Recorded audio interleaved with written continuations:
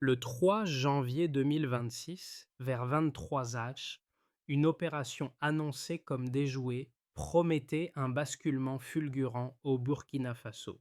Tout devait commencer par une neutralisation à très courte distance, puis l'attaque de la résidence, avant une frappe contre une base de drones pensée comme verrou technologique. Que dit cette mécanique sur la fragilité des chaînes de commandement et pourquoi Ibrahim Traoré apparaît-il comme la première pièce à retirer pour créer un vide exploitable? Le récit insiste sur un réseau, des civils et des militaires, et sur une nuit courte destinée à produire un impact long. Le récit ne demande pas de choisir un camp, mais de suivre un engrenage. Comprendre la mécanique aide à lire l'alerte collective sans panique mieux. Les autorités décrivent une opération structurée, avec recrutement de relais, financement, puis enchaînement d'actions prévues après la neutralisation du chef de l'État. Une nuit, un réseau, un test. L'enjeu est de distinguer ce qui relève d'acteurs proches et ce qui suppose des appuis plus lointains. Cette partie promet une lecture froide. Comment une tentative ciblée autour d'Ibrahim Traoré devient un projet de déstabilisation systémique. Si la chaîne avait tenu, l'effet recherché était la sidération, puis la confusion, puis l'ouverture d'une fenêtre d'intervention extérieure. Si elle casse, la question se déplace vers les points de bascule. Quels signaux ont trahi le dispositif et où la vigilance a-t-elle rompu la synchronisation? À la fin, il reste un repère pour la suite. Mesurer ce que la prévention change durablement, pas seulement ce qu'elle évite. Le détail qui change la lecture apparaît très tôt, mais passe facilement inaperçu. Selon les autorités, l'opération était déclenchée autour de 23 heures, le 3 janvier 2026, et reposait sur une succession d'actions coordonnées pensées à l'avance. Ce point ouvre le mini révélateur central. La neutralisation de Ibrahim Traoré n'était pas l'objectif final, mais l'étape initiale d'une séquence conçue pour créer un vide rapide avant toute réaction institutionnelle. Attaque ciblée, pression sur la résidence, puis tentative de neutralisation d'une base de drones. Chaque geste dépendait du succès du précédent. Si le premier maillon cédait, l'ensemble s'effondrait.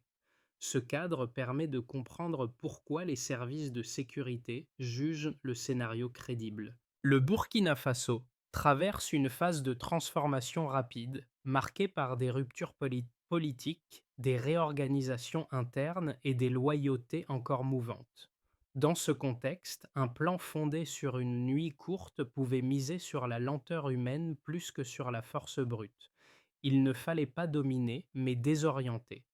Un autre élément affine la lecture, le rôle attribué aux civils. Ils ne sont pas décrits comme une foule spontanée, mais comme des relais destinés à créer une apparence de soutien après l'action militaire. Cette articulation civilo-militaire transforme une tentative d'assassinat en projet de déstabilisation systémique. La question n'est donc plus seulement qui aurait tiré, mais qui a rendu possible l'emboîtement de ces tâches ordinaires dans une intention commune.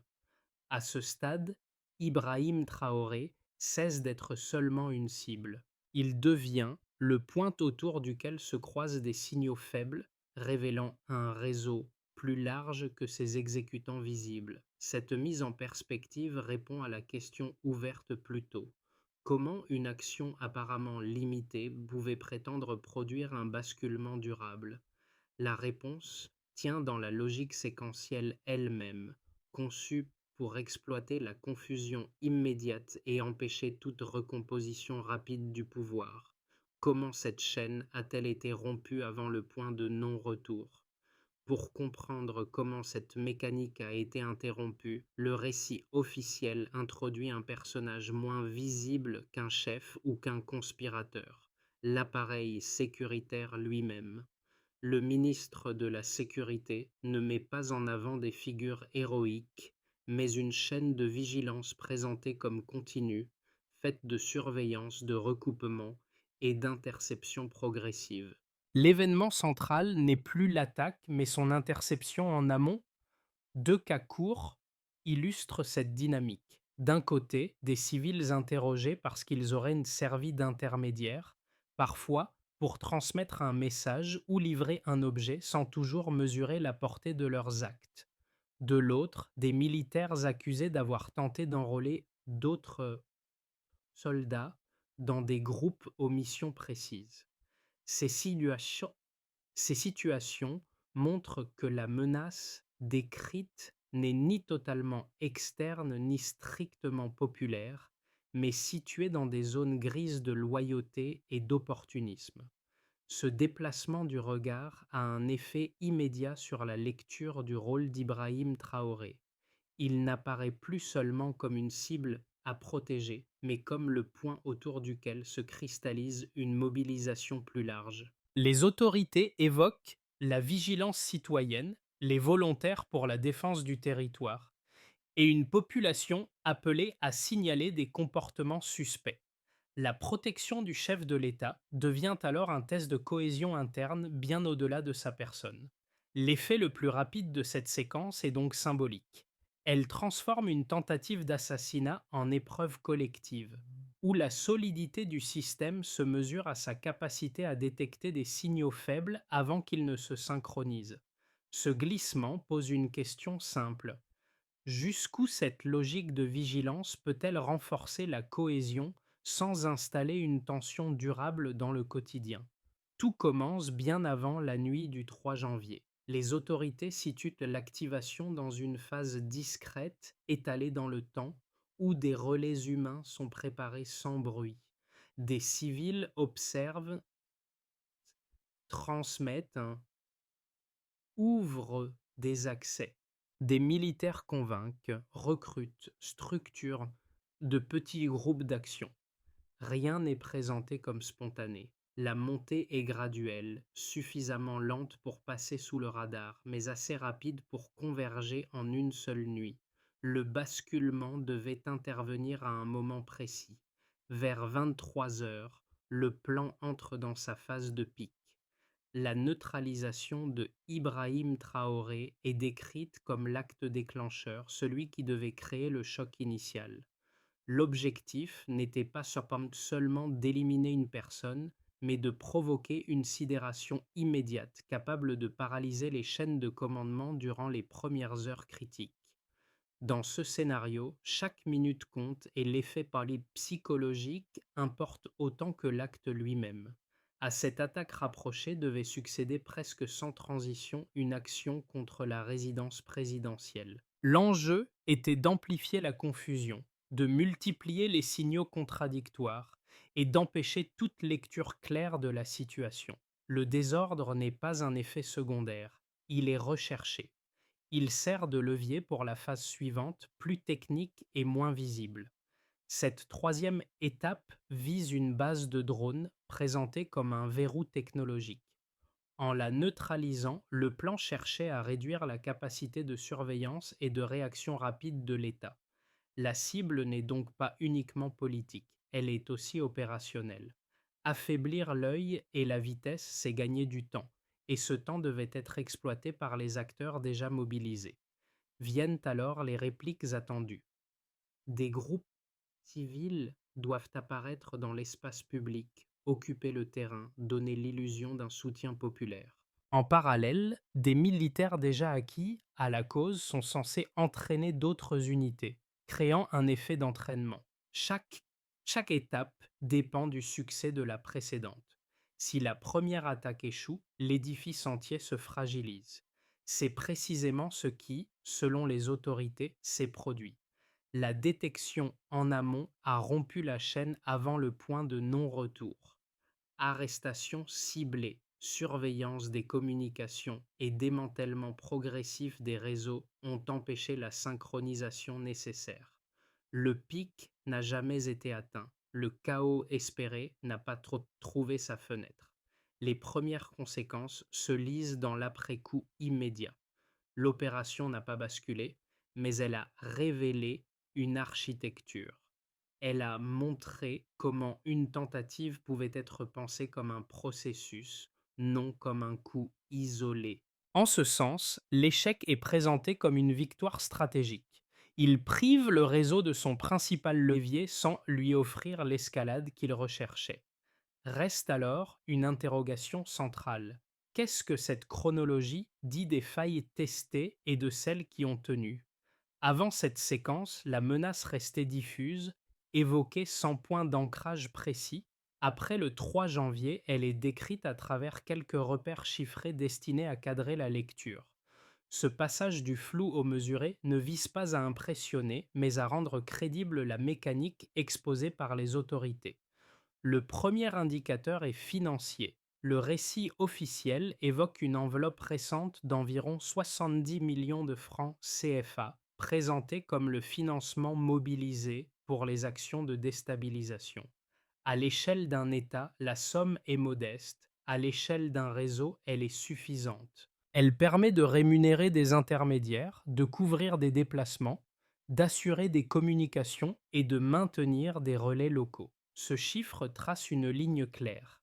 Il ne s'agit pas de bâtir une armée, mais d'activer une architecture souple capable d'agir vite et de se dissoudre. Le deuxième repère est temporel. Les autorités situent le déclenchement opérationnel autour de 23 heures, le 3 janvier 2026. Ce choix d'horaire n'est pas neutre. Il correspond à une fenêtre où la vigilance humaine baisse, où les chaînes de décision sont plus lentes et où l'effet de surprise peut compenser l'absence de moyens lourds. En termes simples, une nuit courte devait produire un impact disproportionné. Le temps devient ici un outil, non une contrainte. Un troisième élément chiffré concerne la répétition. Le narrateur évoque au moins une troisième tentative visant Ibrahim Traoré en moins de 2 ans. Pris isolément, le chiffre reste imprécis. Mis en série, il suggère une persistance. La logique n'est plus celle d'un échec ponctuel, mais celle d'un cycle. Tester, échouer, ajuster, recommencer. Chaque tentative nourrit la suivante par apprentissage successif. Ces données appellent une lecture prudente. Le montant indique un seuil d'engagement assez élevé pour coordonner, mais trop faible pour contrôler totalement. L'horaire révèle une stratégie d'optimisation du chaos fondée sur le facteur humain plus que sur la force brute. La répétition, enfin, dessine une pression continue plutôt qu'une offensive massive. Ensemble, ces chiffres soutiennent un même message. La menace décrite n'est ni improvisée ni écrasante, mais calibrée. Ce calibrage explique pourquoi l'échec est présenté comme une victoire stratégique. En rompant la chaîne avant le pic, les services de sécurité ont privé le réseau de son principal levier sans lui offrir l'escalade recherchée. La neutralisation n'a pas porté sur des moyens lourds, mais sur la synchronisation même du dispositif.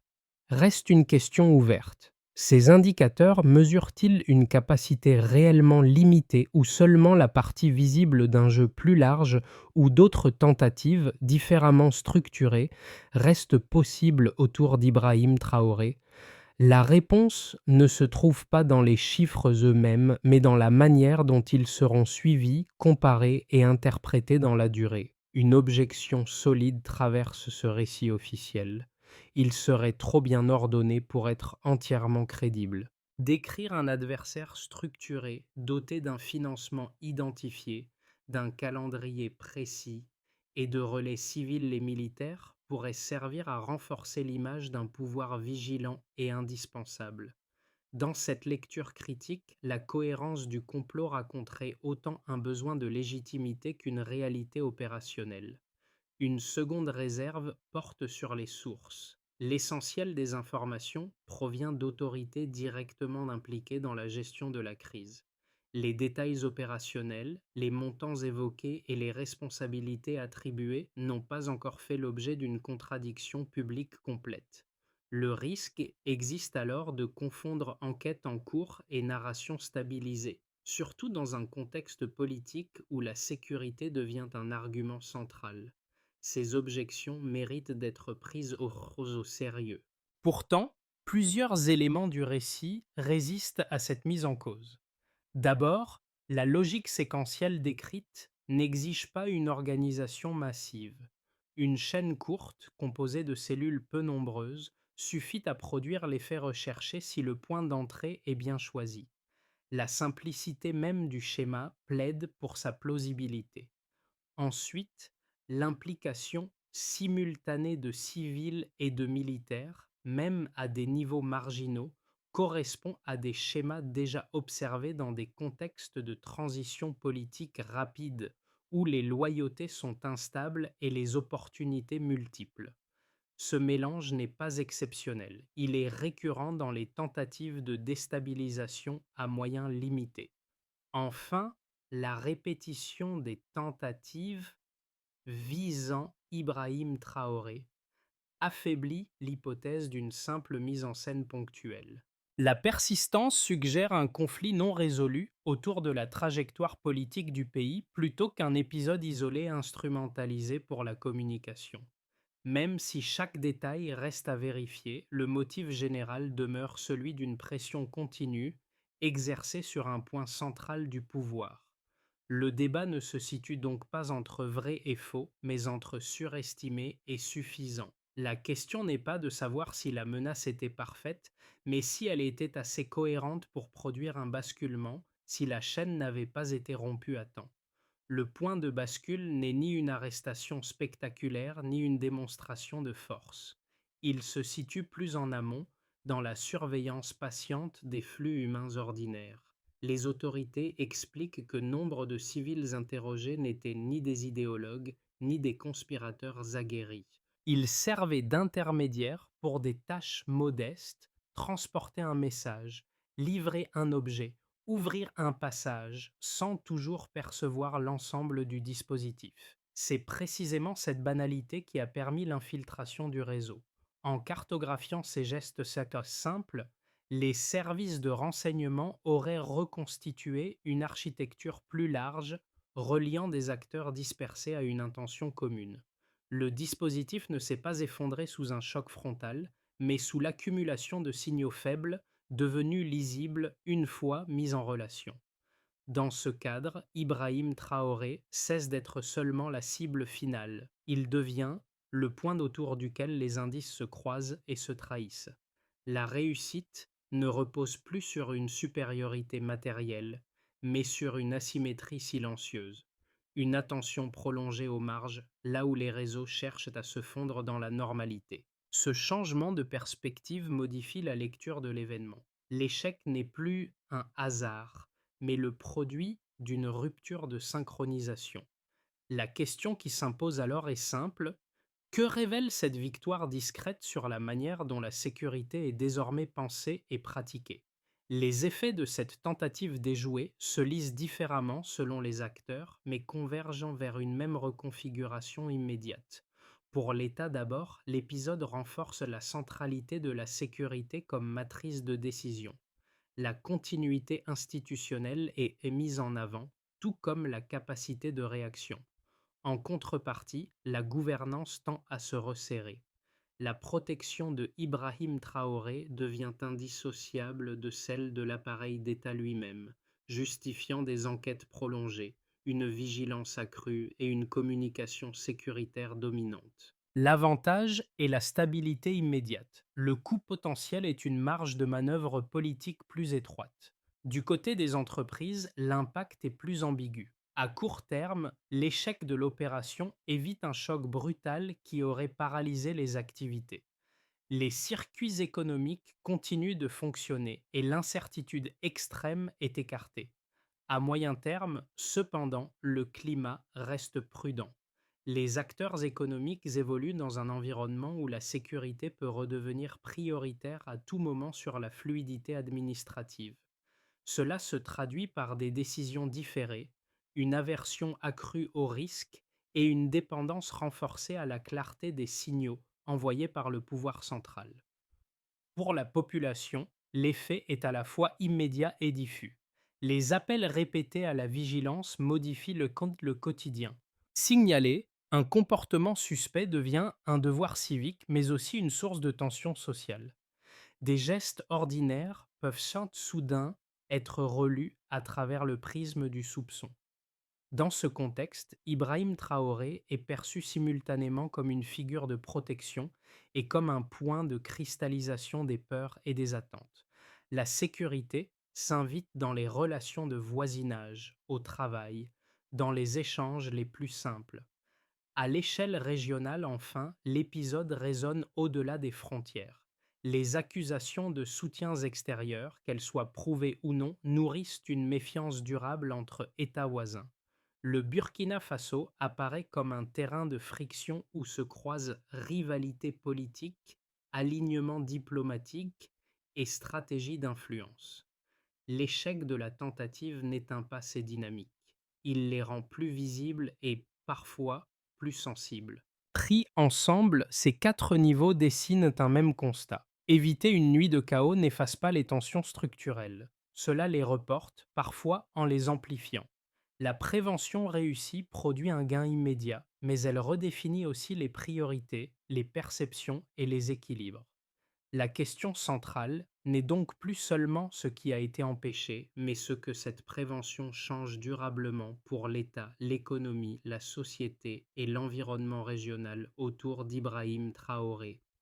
À l'horizon des 6 à 12 prochains mois, trois trajectoires se dessinent sans prétendre prédire l'avenir. Elles servent plutôt de cadre de lecture pour observer ce que cette séquence transforme réellement au-delà de la nuit évitée.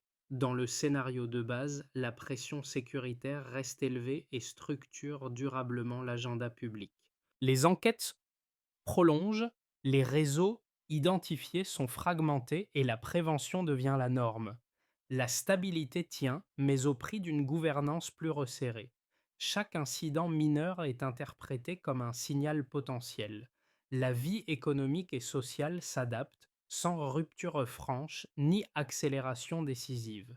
Le système absorbe le choc mais demeure en tension permanente. Le scénario optimiste repose sur un effet d'apprentissage.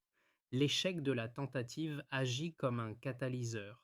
Les dispositifs de renseignement gagnent en efficacité, la coordination civilo-militaire s'améliore et la vigilance citoyenne se normalise sans basculer dans la suspicion généralisée. La protection d'Ibrahim Traoré cesse d'être un symbole d'urgence pour devenir une routine maîtrisée. Dans ce cadre, l'État peut desserrer progressivement l'étau sécuritaire et réinvestir des priorités de fonctionnement courant en rééquilibrant sécurité et gouvernance. Le scénario dégradé, enfin, s'inscrit dans la répétition. Les alertes se succèdent, nourrissant une spirale de méfiance. Les réseaux adverses se recomposent par petites touches, testent à nouveau les marges et contraignent les autorités à répondre par des mesures toujours plus visibles. Le risque n'est pas un effondrement soudain, mais une érosion lente. Fatigue institutionnelle, crispation sociale et brouillage des signaux régionaux. La sécurité devient omniprésente sans jamais produire de sentiment d'apaisement durable. Une même recommandation de lecture s'impose dans les trois cas. Ne pas confondre intensité et direction. Une séquence sécuritaire peut être bruyante sans être décisive, ou discrète tout en étant structurante. L'enjeu n'est donc pas de compter les alertes, mais d'observer ce qu'elles transforment dans les pratiques, les priorités et les équilibres. À ce stade, la question reste ouverte.